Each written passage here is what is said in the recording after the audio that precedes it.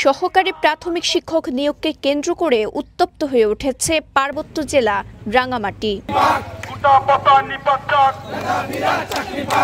নিয়োগ প্রক্রিয়ায় কোটা প্রথা বাতিল সহ ৬ দফার দাবিতে আজ সোমবার থেকে জেলা পরিষদে অনির্দিষ্টকালের জন্য শাটডাউন পালন করছে কোটা বিরোধী ঐক্যজোট, সাধারণ শিক্ষার্থী ও সচেতন নাগরিক বৃন্দ নামের ৩টি সংগঠন।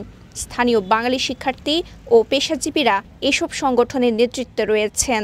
যেখানে আমার রাষ্ট্র, আমার সিস্টেম আমাকে পিছিয়ে রাখছে, আমাকে আমার ন্যায্য অধিকার দিচ্ছে না, ওই জায়গা থেকে অবশ্যই আমাকে আমার ন্যায্য অধিকারের জন্য লড়াই করে যেতে হবে। পরবর্তীতে যদি আমরা ওনাদের পক্ষ থেকে কোনো মেসেজ না পাই, পরে আমরা এর থেকেও কঠোর কর্মসূচির দিকে আমরা যাব। ২০২৪ সালের কোটা বিরোধী আন্দোলন দেশের রাজনৈতিক প্রেক্ষাপটই বদলে দেয়।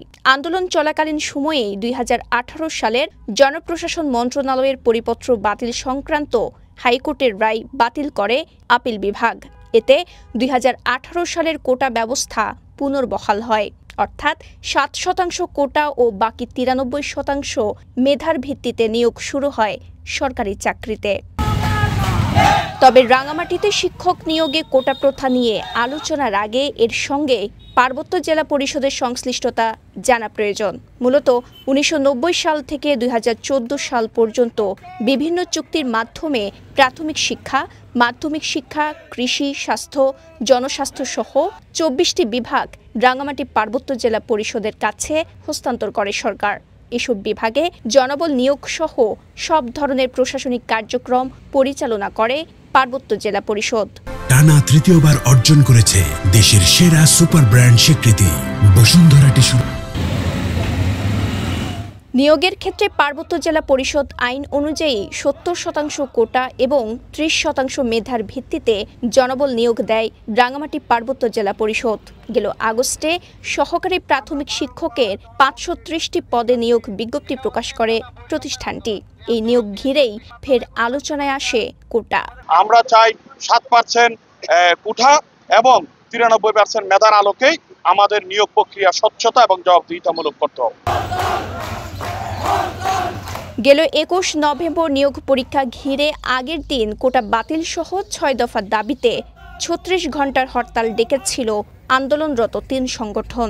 এর জেরেই নিয়োগ পরীক্ষা বাতিল করে রাঙ্গামাটি পার্বত্য জেলা পরিষদ। এতে ৮ ঘণ্টা পর হরতাল প্রত্যাহার করা হলেও আন্দোলন চালিয়ে যাওয়ার ঘোষণা দেন আন্দোলনকারীরা। এর মধ্যে ৬ দফা দাবি মেনে নিতে শনিবার সন্ধ্যা ৫টা পর্যন্ত সময় বেঁধে দিয়েছিল আন্দোলনকারী ৩ সংগঠন। বেঁধে দেওয়া সময়ের মধ্যে দাবি মেনে না নেওয়াতেই সোমবার থেকে জেলা পরিষদ কমপ্লিট শাটডাউন কর্মসূচি শুরু করেন তারা। তবে অচলাবস্থা কাটাতে পার্বত্য চট্টগ্রাম বিষয়ক মন্ত্রণালয়ের দ্বারস্থ হওয়ার কথা বলছেন পার্বত্য রাঙ্গামাটি জেলা পরিষদের চেয়ারম্যান কাজল তালুকদার। পার্বত্য জেলা পরিষদের অধীনে সহকারী শিক্ষক নিয়োগে পরিষদ আইনে স্থাপিত অগ্রাধিকার নীতি দীর্ঘদিন ধরে অনুসরণ করে আসা হচ্ছে।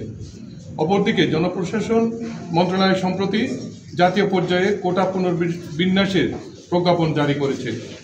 এই দুই ব্যবস্থার মধ্যে কোনটি নিয়োগে অনুসরণযোগ্য হবে এ বিষয়ে স্পষ্ট দিক নির্দেশনা পেতে মন্ত্রণালয়ে আনুষ্ঠানিকভাবে মতামত চাওয়া হচ্ছে।